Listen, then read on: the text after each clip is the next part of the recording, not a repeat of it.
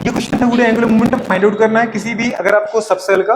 तो angular momentum का formula होता है under root L into L plus one, पूरे बात करें h upon two pi, h upon two pi को अपन बोलते हैं साई। और आपको पता है बेटा बात करें कि जो एल है वो वहां पे वो एजीमुथल क्वांटम नंबर है, द्विघन से क्वांटम संख्या बोलते हैं, 4 क्वांटम नंबर पढ़े थे। तो एस सबसेल के लिए एल की वैल्यू 0 होती है, पी सबसेल के लिए एल की वैल्यू 1 होती है, डी सबसेल के लिए एल की वैल्यू 2 होती है और एफ सबसेल के लिए एल की वैल्यू 3 होती है। आप इसमें पूरे एजीमुथल क्वांटम नंबर की वैल्यू रखो। उसने पूछा था डी ऑर्बिटल के लिए एंगुलर मोमेंटम क्या होगा, तो आपने बेटा बात एल की वैल्यू यहां से उठा के रख दी ना, 2l 2 प्लस 1 3 इंटू 2, 3 इंटू 2 कितना आ गया 6 रूट 6 एच, इसमें आपका ऑप्शन है। अगर एस के लिए कोई पूछे तो बेटा बात करें कितना 0 प्लस 1 1, 1 इंटू 0 0 आ जाएगा। और अगर कोई पूछे पी के लिए तो 1 प्लस 1 2, 2 इंटू 1 रूट 2 आ जाएगा। और अगर कोई पूछे एफ के लिए तो 3 3 आएगा, 3 प्लस 1 4 इंटू कितना रूट 12 आ जाएगा। तो इस तरीके से अपन बता सकते हैं एंगुलर मोमेंटम की वैल्यू। नेक्स्ट क्वेश्चन दे रखा है the gut of the cow and buffalo possesses, पूरे बात कर रहे हैं क्या, जल्दी बताओ। तो फ्यूकस स्पीसीज मिलेगी क्या गट में? नहीं। फ्यूकस क्या होता है? एल्गी की फंगाई। फ्यूकस क्या होता है मैडम? क्या बात कर रहे हो बताओ,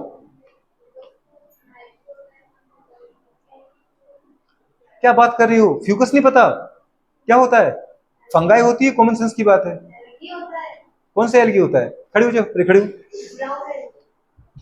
समझ पा रहे हो? नहीं पढ़ा था क्या? पोरफायरा ओरफायरा सारे के सारे ना एल्गी होती ना फंगाई, पढ़े थे ना अपन, याद करे थे। अगर अपन देखते हैं नेक्स्ट हमारे पास बुरे बात करें तो ई एल्गी तो नहीं है, बाकी बुरे बात करें साइनोबैक्टीरिया। साइनोबैक्टीरिया होती है क्या गट में? नहीं। वो तो बुरे साइनोबैक्टीरिया आपको मिलेंगे कहाँ मिलेंगे बेटा बात करें, बताओ, पेडी फील्ड में, जिसको अपन साइनोबैक्टीरिया किस तरह यूज करते हैं एज अ बायो फर्टिलाइजर, नोस्ट्रोगेना भी ना। अच्छा, मीथेनोजेंस मिलेंगे, हाँ मीथेनोजेंस ही मिलते हैं जो बायोगैस या गोबर गैस पैदा करते हैं, तभी तो गोबर की एक स्मेल होती है। या फिर जहां गोबर अपन डंपिंग करते हैं गोबर गैस टैंक, वहां भी स्मेल निकलती रहती है। तो गोबर गैस में मेन क्या होती है? मीथेन, फिर CO2, फिर देन बेटा बात करें क्या H2 और H2S, तो 4 गैस निकलती। और मीथेनोजेंस एनारोबिक कंडीशन में काम करते हैं, एनारोबिक, ठीक है, इनको याद रखो। नेक्स्ट बेटा बात करें क्लोरेला, तो क्लोरेला दीदी बात करें तो अपन खाने में यूज करते हैं, तो वो तो है ही नहीं हमारे पास, समझ पा रहे? क्लोरेला क्या एलगी की फंगा है, हाँ फिर याद रखना प्लीज, ठीक है। अच्छा, दूसरा आता है typical growth curve in good बात करें प्लांट इज। अच्छा हमारी बताओ, हमारी ग्रोथ कैसी होती है? सिग्मॉइड ही होती है। तो प्लांट की भी ग्रोथ कैसी होती है बेटा बात करें? सिग्मॉइड। 3 स्टेज से गुजरता है ना बेटा, जैसे आपने बोला ये टाइम दे रखा है, टाइम के रिस्पेक्ट में गुड बात करिए, वेट की बात कर ली अपन ने, मास बढ़ रहा है प्लांट का, टाइम के अनुसार वेट बढ़ता है ना। जैसे अपन घर में कुछ पौधा लेके आए, गमला लेके आए, इतना सा गमला तो लेके आओगी ना, तो उसका बेटा बात के वेट जीरो नहीं होगा, कुछ तो होगा ना उसका वेट। माने यहां से स्टार्ट करते हैं अपन जीरो टाइम पर, अब हम देखते हैं एक हफ्ते में कितना बढ़ा। तो धीरे धीरे जब स्टार्टिंग में ग्रोथ होती है तो पहले गुड़े बात की ग्रोथ बहुत धीरे होती है, इस स्टार्टिंग की ग्रोथ को अपन बोलते हैं लैग फेज। फिर गुड़े बात की जब उसको पूरी वो उस मिट्टी के अकॉर्डिंग अपने आप को गुड़े बात बाहर रूट डेवलप कर लेता है, वहां पे वाटर मिनरल्स लेने लगता है और वो उस एनवायरमेंट के अकॉर्डिंग एडेप्ट हो जाए, तो फिर क्या करता है बेटा बात में बहुत तेजी से ग्रो करता है। इस सेकंड फेज को अपन बोलते हैं बेटा बात का लॉग फेज, इसी को अपन बोलते हैं क्या एक्सपोनेंशियल फेज। एक्सपोनेंशियल फेज मतलब फास्ट ग्रोथ, और स्लो, ये गुड़े बात करें यहाँ पे लैग फेज का मतलब क्या है? Slow growth. ये फर्स्ट फेज है, ये सेकंड फेज है। और उसके बाद आपको पता है कि हैबिटेट गुड़े बात करें जो भी होता है आपका एनवायरमेंट, वो आपके लिए लिमिट्स तय करता है, आप इससे ज्यादा ग्रो नहीं कर सकते। आम के एक पेड़ को देखना, ग्रो करता जाता करता जाता करता जाता, उसके बाद उसकी ग्रोथ रुक जाती है, बाद में फिर वो चाहे मरी जाए उससे ज्यादा नहीं बढ़ता। हम लोगों की ग्रोथ देख, एक प्रॉपर बॉडी का वेट बढ़ेगा, उससे ज्यादा नहीं बढ़ेगा। नींबू का पेड़ हो एक प्रॉपर बढ़ेगा, उससे ज्यादा नहीं बढ़ेगा। तो उसके बाद जब एनवायरमेंट उसको बुरे बात करें जो कंडीशन वो उसके लिए क्या रेस्ट्रिक्ट कर देती है, तो उसके बाद थर्ड फेज आती है, जिसको अपन क्या नाम देते हैं बेटा बात करें? थर्ड फेज को अपन नाम देते हैं इसको स्टेशनरी फेज। क्या बोलते हैं बेटा बात करें? Stationary phase. उसके बाद बेटा बात को उसकी ग्रोथ क्या होती है? लगभग कांस्टेंट हो जाती है जब तक वो जिंदा रहेगा, स्टेशनरी फेज। किसी को भी देखो, गेहूं देखा होगा तुमने, जब गेहूं लगाते हैं पहले बहुत 7-8 दिन में बहुत छोटा दिखता है, उसके बाद दीदी बात करें 8 दिन के बाद वो 1 महीने में देखना बहुत तेजी से बढ़ता है, और उसके बाद बुढ़े बात करें वो हरा होकर उसमें फूल आने लगेगा, लेकिन उसके स्टेम की ग्रोथ क्या हो जाएगी? उतनी ही रहेगी, आगे बढ़ेगा नहीं। तो उसको बोलते हैं अपन स्टेशनरी स्टेज, ठीक है। तो जब बेटा बात करें ग्रोथ आपको इस फेज में दिखे, कैसा दिख रहा है? एस शेप, तो इसको अपन बोलते हैं सिग्मॉइड कर्व। क्या बोलते हैं बेटा रानी? चाहे आप वेट और टाइम में बना लो ग्राफ, चाहे लेंथ और टाइम में बना लो, आपको शेप 3 तरीके से मिलेगा। फर्स्ट फेज बुरे बात करें स्लो ग्रोथ होती है, लैग फेज। सेकंड बुरे बात करें मोस्ट बुरे बात करें ग्रोथ फेज होती है, मोस्ट बुरे बात करें हमारे पास एक्सपोनेंशियल फेज होती है। ठीक है, ये ड्रामेटिक फेज होती है, सबसे ज्यादा चेंज यही देखने को मिलेगी।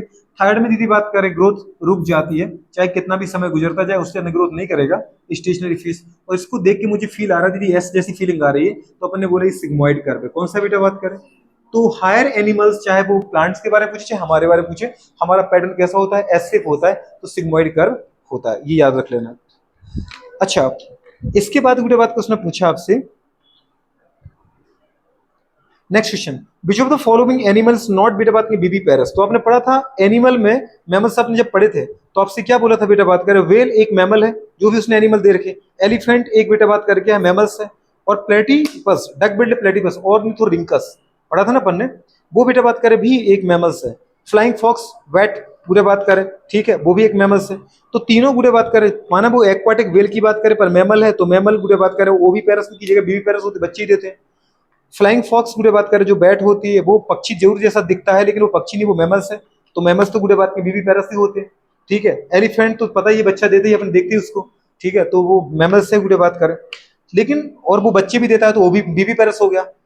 प्लेटिपस केवल सबसे पहले एग्जांपल यही लिखा था बीबी पैरस, कि ओवी पैरस, ओवी पैरस, डक बिल्ड प्लेटिपस, ऑर्निथोरिंकस, ओवी पैरस फर्स्ट एग्जांपल था, इसको प्लीज याद रख लेना। ठीक है, याद तो हो गई अपनी, तो अपने पढ़ा था एनिमल किंगडम।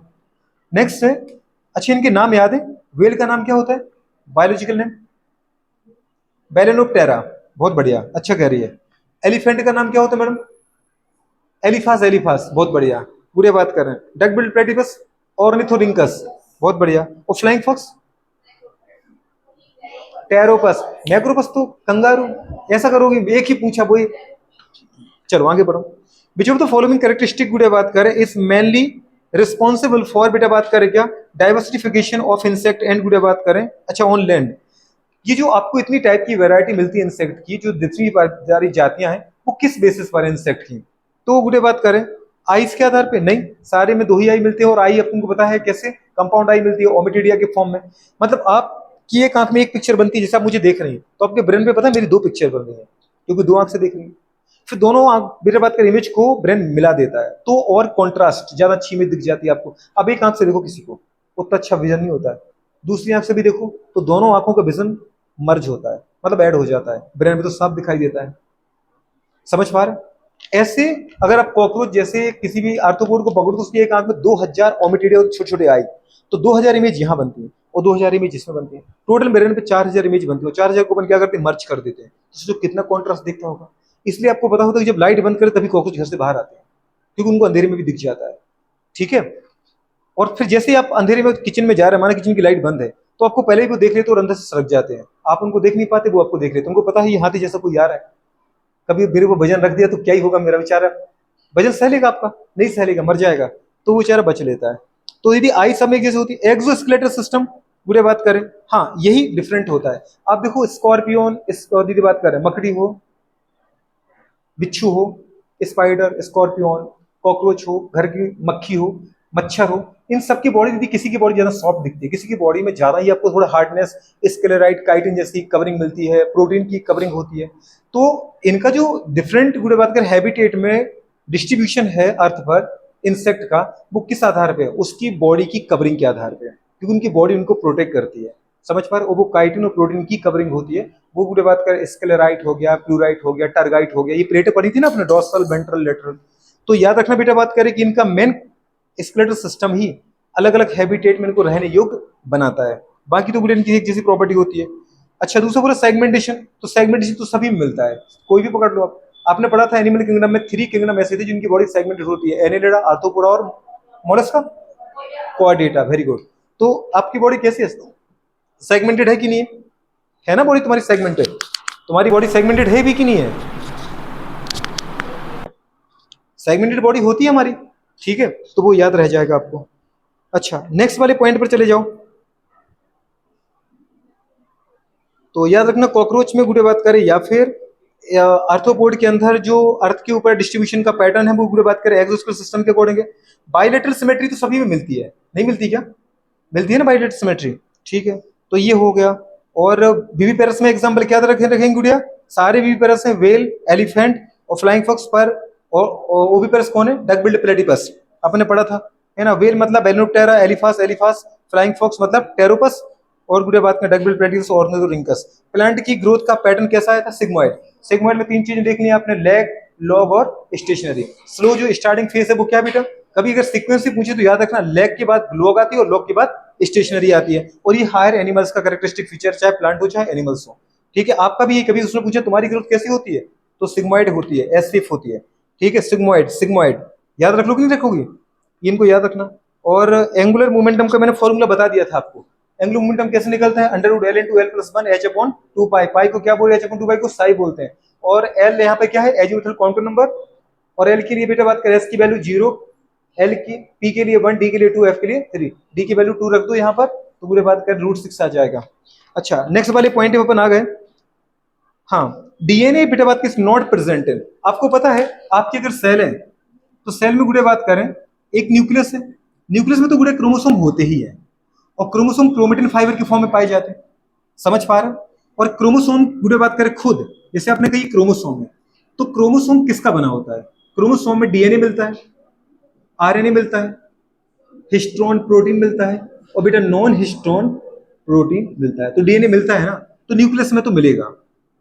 दूसरी कंडीशन बेटा बात करें, आपको पता है माइटोकॉन्ड्रिया कौन है बेटा बात करें, तो माइटोकॉन्ड्रिया को अपन क्या बोलते हैं? Power house of cell. क्योंकि यहाँ पर ग्लूकोज टूटता है, और ग्लूकोज के टूटने से क्या बनता है? एटीपी बनते हैं। इसको बोलते हैं अपन, एटीपी को क्या बोलते हैं हमारी बॉडी में? Energy currency of cell. बहुत बढ़िया।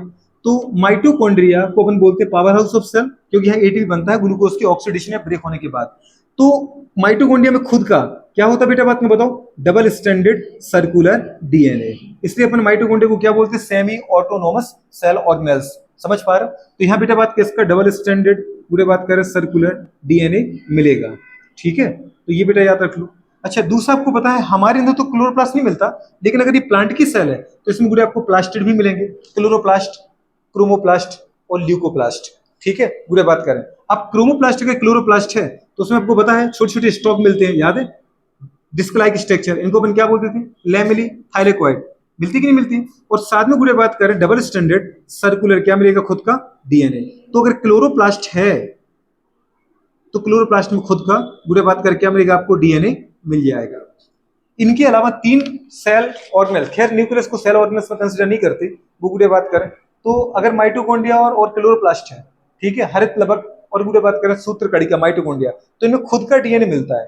बाकी सभी सेल ऑर्गेनेल्स, चाहे यहाँ पर बेटा बात करें गोल्जी एंडोप्लाज्मिक रेटिकुलम हो, चाहे बेटा बात करें गोल्जी बॉडी हो, चाहे बेटा बात करें राइबोसोम हो, चाहे बेटा बात करें लाइसोसोम हो, इन सब में डीएनए खुद का नहीं मिलता। तो इनका डिवीजन, चाहे वो एंडोप्लाज्मिक रेटिकुलम हो, चाहे वो गोल्जी बॉडी हो, चाहे बेटा बात करें वो क्या हो हमारे पास राइबोसोम हो, और चाहे बेटा बात करें वो लाइसोसोम हो, इन सब के डिवीजन को रेगुलेट कौन करेगा? न्यूक्लियस का डीएनए। ठीक है, इसलिए न्यूक्लियस को अपन बोलते हैं कंट्रोलर ऑफ सेल।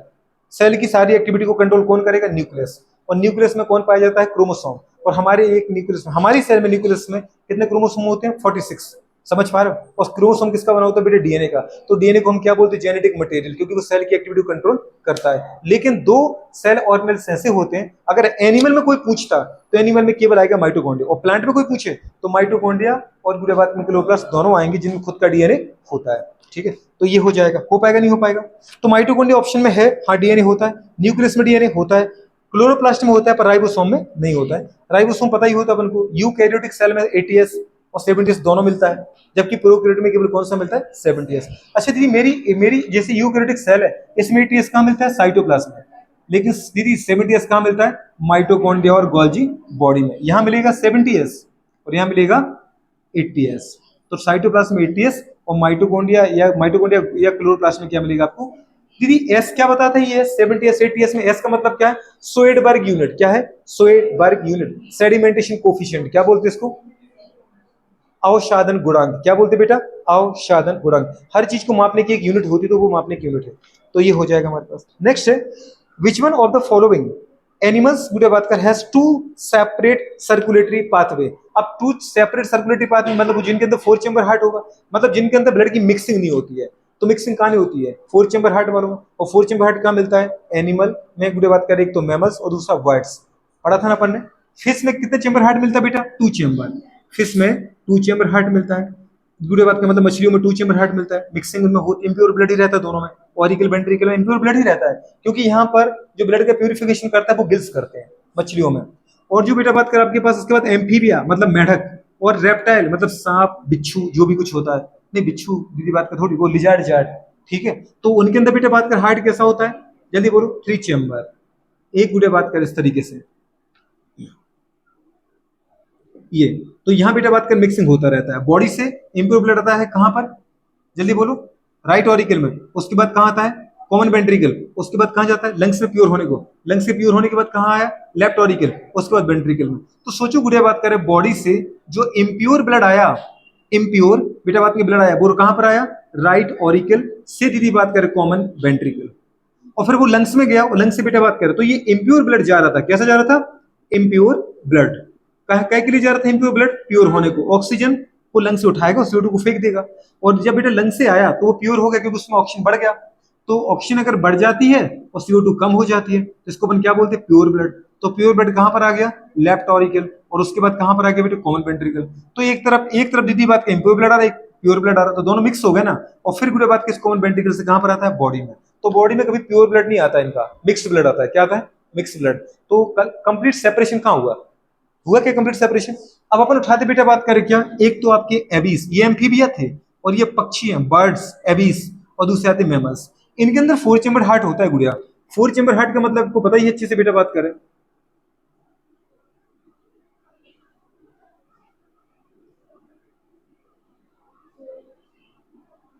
थोड़ा सा याद है, लेफ्ट की तरफ टिल्ट होता है, कंप्लीट सेपरेशन है। जैसे आपने कहा बॉडी, बॉडी के किसी भी ऑर्गन से ब्लड जाएगा तो कैसा जाएगा, इम्प्योर ब्लड जाएगा, और कहां जाएगा, राइट ऑरिकल। राइट ऑरिकल में कैसा ब्लड गया, इम्प्योर, इम्प्योर ब्लड। और फिर बात का राइट ऑरिकल से कहां जाएगा, राइट वेंट्रिकल। राइट वेंट्रिकल में किसके द्वारा, 3 गेट होते हैं, ट्राइकस्पिड वॉल्व, और वहां से निकल के कहां पहुंचेगा, लंग्स में। लंग्स में बात करें वो CO2 डाल देगा सारी की सारी, और वहां से क्या उठा लेगा बेटा, O2 उठा लेगा। तो प्योर हो गया ब्लड, क्या हो गया, प्योर ब्लड। और ये क्या था, इम्प्योर ब्लड। और वहां से वो कहां पर आएगा, लेफ्ट ऑरिकल में, मतलब यहाँ पे कैसा आया, प्योर ब्लड। उसके बाद वो कहां पहुंचेगा बेटा बात करें, लेफ्ट, हाँ नहीं, लेफ्ट वेंट्रिकल पहुंचेगा ना, किसके द्वारा, 2 गेट होते हैं, तो बाइकस्पिड के द्वारा। और बेटा बात करें फिर वहां से कहां जाएगा, बॉडी में। तो बॉडी में प्योर ब्लड आ रहा है और बॉडी से इम्प्योर ब्लड जा रहा है। इस तरीके से अपन पढ़ चुके थे इनको, फिर भी इनको सर्कुलेटरी सिस्टम में पूरा पढ़ाएंगे, ठीक है, पढ़ा था नहीं पढ़ा था।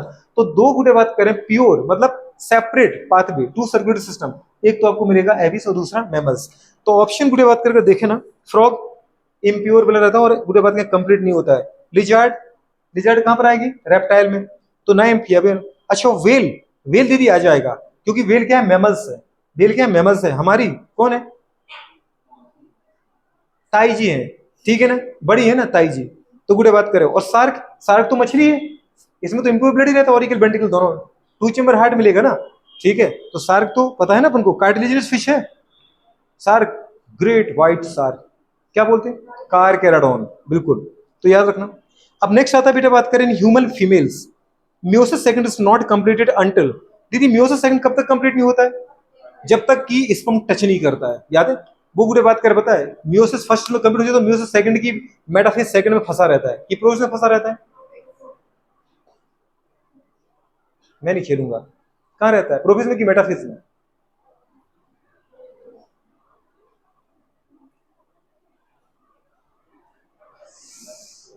वो तेरी, किसमें रेस्ट रहता है, प्रोफेज की मेटाफेज। प्रोफेज फर्स्ट कब कंप्लीट होती है, जब अंडा ओवुलेट होने वाला होता है, तब तक वो फंसा रहता है प्रोफेज में। समझ पा रहे हो?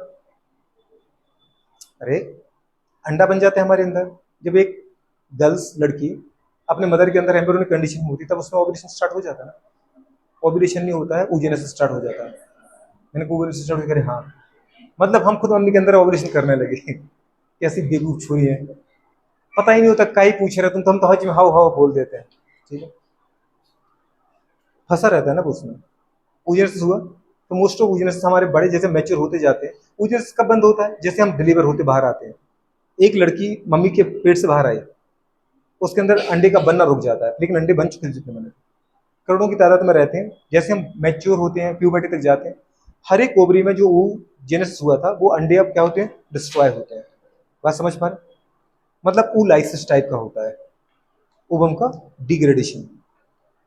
प्यूबर्टी पर आपके पास 62 गुड़े बात करें 80,000 एग रहते हैं एक ओवरी में, 60 से लेकर 80,000 एक ओवरी में बचे रहते हैं, और हर महीने एक निकलता है।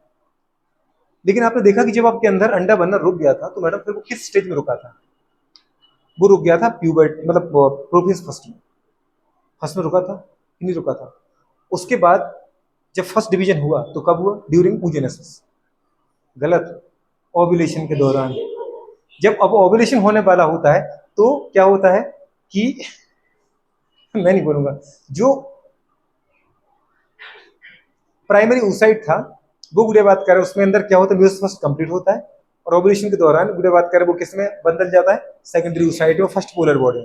फर्स्ट पोलर बॉडी तो गई, लेकिन सेकेंडरी oocyte बाहर आई। सेकेंडरी oocyte में गुड़े बात कर रहे हैं वो कहाँ फंसता है? प्रोफेज में कि मेटाफेज में? अब मुझे वो चाहिए। पहले तो प्रोफेज में था, वो तो पता है, जब अपन छोटे थे, छोटे से प्यूबर्टी तक आए। लेकिन जब अंडर निकला और उसको पता है कि निकलने के बाद उसका म्यूसिस सेकंड कंप्लीट कब होगा? जब वो स्पर्म से टकराएगा। मतलब जब बेटा बात करें ओवम की जो फर्टिलाइजेशन, जो बाहर की मेम्ब्रेन है, समझ पाए, बिटलाइन मेम्ब्रेन, उसमें चेंज होगा, उसकी पोलैरिटी में चेंज होगा, तब होता है। लेकिन उस समय वो किस में रेस्ट था? प्रोफेज में कि मेटाफेज में? वो चाहिए मुझे। मेटाफेज में मेटाप्लेट प्लेट बनती है, तो शायद आपने पढ़ा होगा, इसलिए पूछा है क्योंकि ये क्वेश्चन टेस्ट का मतलब केवल क्वेश्चंस का आंसर आना नहीं, कि आपने रट दिया कि हाँ ठीक है भाई, जो म्यूसिस सेकंड कंप्लीट होगा ड्यूरिंग गुडे बात करें क्या? फर्टिलाइजेशन। फर्टिलाइजेशन मतलब स्पर्म ओवम का टच करना। लेकिन सिनगेमी का मतलब है स्पर्म ओवम के न्यूक्लियस का मिलना। तो सिनगेमी अगर अगर मोर अपने एलोबरेट फॉर्म में जाए तो ऐसा गुडे बात करें क्या? Next step of fertilisation. वैसे फर्टिलाइजेशन अगर हो गया तो सिनगेमी तो होना ही, वो हम सब जानते हैं, इसलिए उसको कंबाइंड फॉर्म में एक ही चीज मान लेते हैं, लेकिन वो एक चीज नहीं है। रियल में स्पर्म ओवम का टकराना, फ्यूज होना, उसको बोलते हैं फर्टिलाइजेशन। और सिनगेमी होता है न्यूक्लियस का मिलना। तो दोनों न्यूक्लियस मिलकर एक हो जाए, वो जाइगोट का फॉर्मेशन हो जाए। तो सिनगेमी का रिजल्ट है गुडे बात में जाइगोट फॉर्मेशन, भी पता है। लेकिन प्रोफेज की मेटाफेज मुझे प्लीज जरूर बताओ आप, है ना, अभी क्या भी बताओ। ठीक है, दूसरी कंडीशन है, थोड़ा सा याद करना, कॉपी नहीं खोलोगे किताब, पीछे नहीं जाओगे तुम, ठीक है, बताओ जरा। अच्छा नेक्स्ट है, which of the following disease is caused by the beta बात में प्रोटोजोआ? सिफिलिस। सिफिलिस किससे होता है? बैक्टीरिया। कौन सी बैक्टीरिया? Salmonella typhi. वो तो सिर्फ टाइफाइड होता है। तो फिर हाँ क्यों कह रही हो? तो फिर आप बताओ, दो आप बोलो, खड़ी हो जाओ, बताओ किससे होता है सिफिलिस?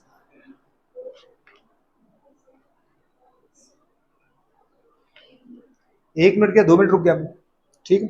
सिफिलिस के बाद यदि बात करें, और दूसरा डिसीज दे रखा था इन्फ्लुएंजा। इन्फ्लुएंजा किससे होता है गुड़िया? बताना है आपको। तीसरा होता है एड्स, वो मैं बता देता हूँ, HIV से होता है, ठीक है। एड्स का मैंने बता दिया। अब चौथा है गुड़िया बात करें एंट अमीबा हिस्टोलाइट का, ठीक है। तो इनमें से प्रोटोजो डिसीज लिखना था अमीबियासिस, उसमें मैंने पैथोजन का नाम और लिख दिया। तो यही है, और क्या, एंड हिस्टोलाइटिका के द्वारा, एंड अमीबा हिस्टोलाइटिका हो जो आपको अमीबियासिस करता है, जिससे खूनी दस्त लगते हैं, या एंड अमीबा जिंजीवाइरस हो जिससे गुड़े बात करें मसूड़ों के रोग होते हैं, जिसको अपन पायरिया रोग हो जाता है। जैसे कभी मैंने कहा था यदि किसी बिस्सी करो तो पहले ब्रशस मार लो, उनको कुल्ले उल्ले कर लो, तब जगह करना चाहिए, नहीं तो एक दूसरे से गुड़े बात में फैल जाते हैं। तो जो भी करता है वो उनको ध्यान रखना चाहिए कि भाई डेली अपन को ब्रश मारना है। समझ पा रहे हो तनिषा दीदी? अरे अपन घर में जाते हैं, छोटा बच्चा होता है, किसी के बच्चे को कर दिया, ठीक है, तो पहले ब्रश मारना है फिर करना है, छोटे बच्चे इफेक्टेड हो जाएगा। तो या फिर दीदी बात का मलेरिया हो गया, तो मलेरिया मलेरिया भी किससे होता है? उस प्रोटो से होता है, प्रोटोजोआ से। तो मलेरिया कौन से प्रोटोजोआ से होता है? प्लाज्मोडियम। प्लाज्मोडियम की सब स्पीसीज बहुत सारी है, इन्फ्लुएंजा, मलेरिया, पूरे बात कर रहे हैं, वाइवेक्स और फैल्सीपेरम, ये पता लगा, ये सब पढ़ चुके अपन। लेकिन दीदी बात करें तो एक मलेरिया, एक जिंजीवा रोग मतलब पायरिया, एक बेटा बात करें अमीबियासिस, ये प्रोटोजोआ से होते हैं, और एड्स वायरस से होता है। पर इन्फ्लुएंजा दीदी बात करें किससे होता है, प्लीज बताओ किससे? हीमोफ्लस इन्फ्लुएंजी कह रही है वो, सही कह रही है क्या? हीमोफ्लस इन्फ्लुएंजी, बात तो ठीक है। क्या होता है इस रोग में, देख मारा तब तक, क्या होता है इन्फ्लुएंजा में? इन्फ्लुएंजा में क्या होता है? इन्फ्लुएंजा रोग किसी को अगर हो गया, मैडम क्या होता है इन्फ्लुएंजा में?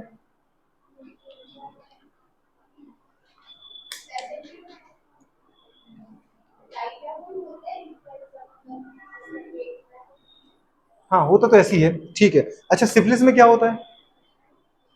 सिफिलिस जेनाइटल ऑर्गन पे रेड कलर की दीदी स्पॉट, रेसेस, इचिंग, इन्फ्लेमेशन हो जाना, ठीक है। तो जेनाइटल रोग है सिफिलिस। और किससे होता है? ट्रिपोनेमा पैलिडम से होता है, याद है, याद रहेगा, ठीक है। हीमोफिलस इन्फ्लुएंजी साल्मोनेला टाइफी से होता है यार मैडम। निमोनिया की बता रही हूँ, तो बैक्टीरिया भी होता है निमोनिया, वायरल भी होता है मैडम। ये बता कि आप कैंसर सर्टिफिकेट बैक्टीरिया बता रखा है, आगे चल के डॉक्टर बनोगे तो निमोनिया वायरस से भी होता है। समझ में आ रहा है कि नहीं आ रहा? तो बता दो मुझे आप। नेक्स्ट उसमें दे रखा है which of the following are good, बात करें मोस्ट। तुम लोगों ने घर पे पढ़ा नहीं क्या पेपर को अच्छे से? पढ़ा है तो क्या पढ़ा है? पढ़ा है मैंने तो, आंसर आ गया तो आगे सोचा ही नहीं। Which of the following are दीदी बात का मोस्ट सुइटेबल इंडिकेटर ऑफ बेटा बात का SO2। SO2 का जहां पॉल्यूशन होता है ना, SO2 SO3 गैस का, वहां पे लाइकेन कभी ग्रो नहीं करता। लेकिन लाइकेन क्या होता है बेटा? Symbiotic relation, association between algae and fungi, ठीक है। तो जहां पे SO2 गैस निकलती है सल्फर वाली, वहां पे लाइकेन ग्रो नहीं करता।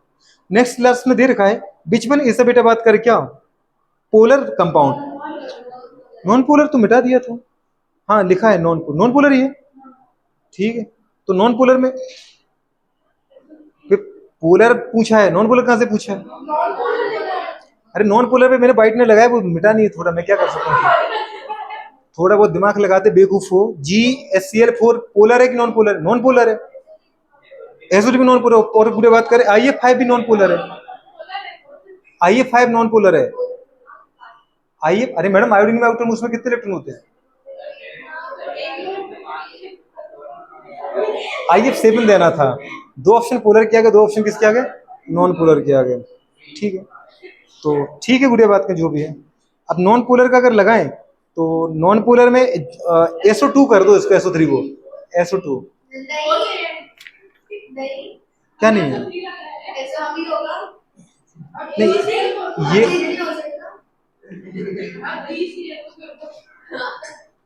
वो तो गलती हो गई, तो मुझसे मिस्टेक हो गई, तो चलो ठीक है, वो आपका बोनस रहेगा क्वेश्चन। अदरवाइज सीधी बात कैसे सोचा नहीं था, ठीक है। तो ओवरऑल पेपर बहुत बढ़िया था, है ना। इसमें आपको कोई तकलीफ हो तो फिर से पूछ सकते हो, अपन फिर से स्टार्ट कर सकते हैं। स्टार्ट करेंगे कुछ पूछना, चलो ध्यान रखो।